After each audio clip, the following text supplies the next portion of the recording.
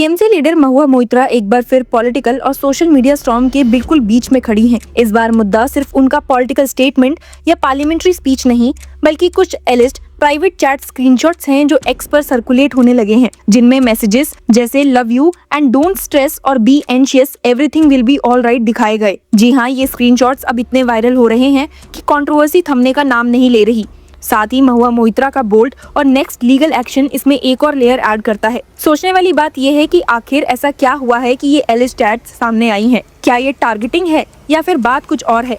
आइए पूरी कहानी जानते हैं और ये भी देखते हैं कि लीगली इस पूरे मामले में क्या होने वाला है। दर्शकों, सबसे पहले तो ये जान लीजिए कि वायरल हो रहे स्क्रीनशॉट्स को महुआ मोइत्रा ने सीधा फेक सेक्सुअल कंटेंट कहा और दावा किया है कि ये उन्हें डिफेम करने के लिए फैब्रिकेटेड किए गए विजुअल्स हैं। टीएमसी लीडर महुआ ने इन इमेजेस की ऑथेंटिसिटी कंफर्म नहीं की है, लेकिन इसी के साथ उन्होंने स्ट्रॉन्ग वार्निंग दी कि जो भी इन्हें सर्कुलेट करेगा उनके खिलाफ भारतीय न्याय संहिता के तहत क्रिमिनल एक्शंस हो सकते हैं। महुआ मोइत्रा ने खुद एक्स पर लिखा, mister Hardeep S Puri, tell your people they will face FIRs and criminal action under BNS as soon as possible for fake sexual content on X. Wheeling, dealing, opportunistic bullies, hobnobbing with sexual predator don't make India proud। और इस tweet में उन्होंने DGP waste Bengal को भी tag किया। इस tweet के बाद कंट्रोवर्सी और तेज हो गई। लोग सोचने लगे कि आखिरकार टीएमसी लीडर को क्यों टारगेट किया जा रहा है और यूनियन मिनिस्टर हरदीप सिंह पुरी इसमें कैसे इन्वॉल्व है। साथ ही जो एलिस्ट चैट्स लीक हो रही हैं वो किसके साथ की गई हैं। दर्शकों, जैसे कि आपने देखा ही कि टीएमसी लीडर महुआ मोइत्रा ने directly union minister Hardeep Singh Puri पर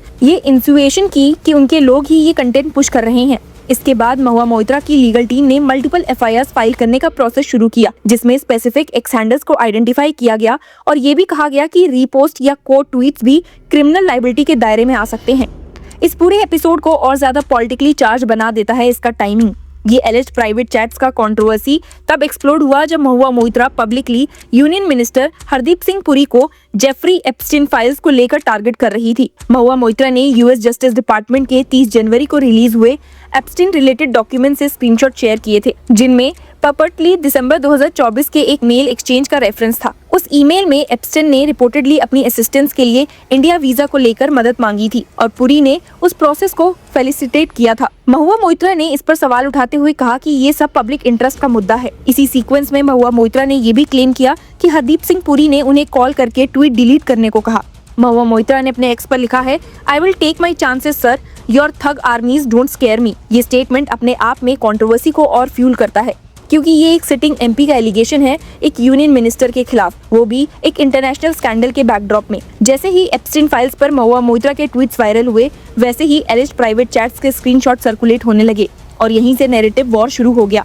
महुआ मोइत्रा के सपोर्टर्स का कहना है कि ये क्लासिक कैरेक्टर असैसिनेशन है। जब आप पावर को अनकंफर्टेबल क्वेश्चंस पूछते हो तो जवाब फैक्ट से नहीं बल्कि पर्सनल स्मेयर से दिया जाता है। दूसरी तरफ क्रिटिक्स का कहना है कि महुआ मोइत्रा, जो खुद फ्री स्पीच और डिसेंट की चैंपियन बनी रहती हैं, अब जब स्पॉटलाइट उन पर आई तो FIRs और क्रिमिनल एक्शन की बात कर रही हैं। एक्स पर रिएक्शंस शार्पली डिवाइडेड हैं। कुछ लोग मजाक उड़ा रहे हैं और टर्म्स जैसे महुआ फाइल्स ट्रेंड कर रहा है, जबकि कुछ लोग रिस्ट्रेंट और वेरिफिकेशन की बातें कर रहे हैं। एक यूजर ने लिखा, So will Brute India make a video on how Mahua Moitra, often celebrated as a fearless voice of dissent, a symbol of courage, a feminist icon, and a parliamentary firebrand, is now filing FIRs against anyone who discusses her leaked chats with Prashant Kishore on Twitter। इसी post में ये भी आगे कहा गया है that speech and rants are free as long as they are not about her। ये criticism Mahua Moitra के पॉलिटिकल पर्सोना के बिल्कुल कोर पर हिट करता है, क्योंकि उनकी इमेज हमेशा से फेयरलेस और अनकम्प्रोमाइजिंग रही है। इसी कंट्रोवर्सी का एक और इम्पोर्टेंट एंगल प्रशांत किशोर का साइलेंस है। जनसूरज पार्टी के फाउंडर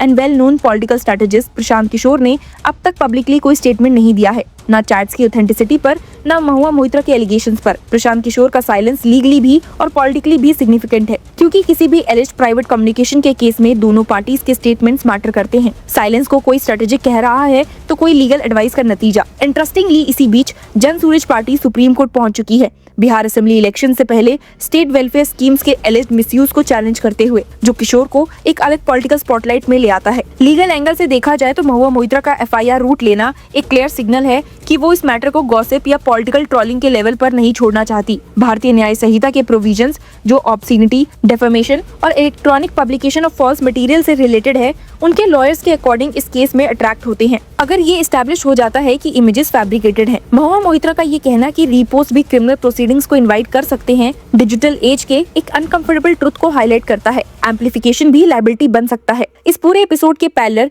एप्स्टीन फाइल खुद एक मैसिव ग्लोबल कंट्रोवर्सी है। यूएस जस्टिस डिपार्टमेंट ने 30 जनवरी को जो डॉक्यूमेंट्स रिलीज किए, उनमें 3 बिलियन पेजेस, 1,80,000 इमेजेस और 2,000 वीडियो शामिल है।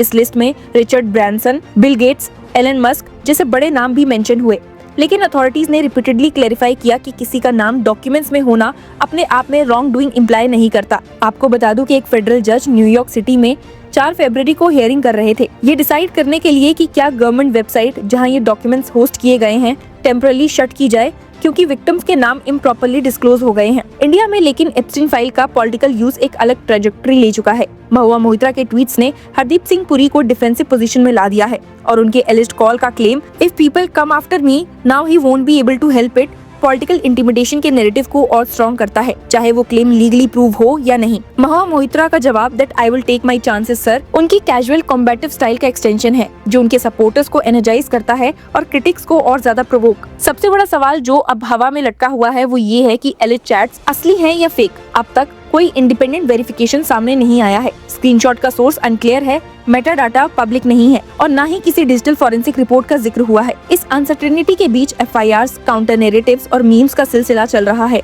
ये एक टेक्स्ट बुक एग्जाम्पल बन चुका है कि कैसे इंडियन पॉलिटिक्स में पर्सनल, लीगल और डिजिटल स्पेसेस एक दूसरे में घुल मिल जाते हैं। महुआ मोइत्रा का केस में स्टेक्स इसीलिए भी हाई हैं क्योंकि उनकी पॉलिटिकल आइडेंटिटी सिर्फ एक एमपी की नहीं बल्कि एक आउटस्पोकन डिसेंटर की है। जब वो कहती हैं कि ये फेक सेक्सुअल कंटेंट है, वो सिर्फ अपनी रेपुटेशन नहीं बल्कि एक लार्जर क्वेश्चन रेज करती हैं। क्या पावरफुल लोगों के खिलाफ बोलने वाली औरतों को पर्सनल सेक्सुअलाइज्ड अटैक्स का ज्यादा सामना करना पड़ता है? दूसरी तरफ उनके क्रिटिक्स का सवाल ये है कि क्या लॉ का यूज स्पीच को चिल करने के लिए हो रहा है, खासकर जब कंटेंट अभी वेरीफाई ही नहीं हुआ है। आने वाले दिनों में ये कंट्रोवर्सी सिर्फ एफआईआर तक सीमित नहीं रहेगी।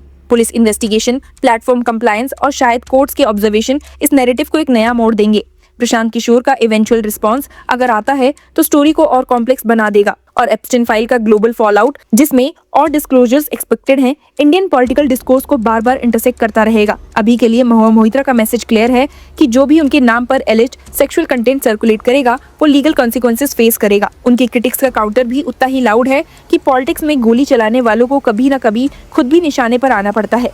सच क्या है ये शायद वक्त, इन्वेस्टिगेशन और वेरिफिकेशन ही बताएंगे, लेकिन इतना तय है कि ये सिर्फ एक सोशल मीडिया स्पैट नहीं रहा, ये पावर, परसेप्शन और पॉलिटिक्स के बीच एक हाई वोल्टेज कन्फ्रंटेशन बन चुका है। आपका क्या मानना है? हमें जरूर बताइए एंड कीप फॉलोइंग अस।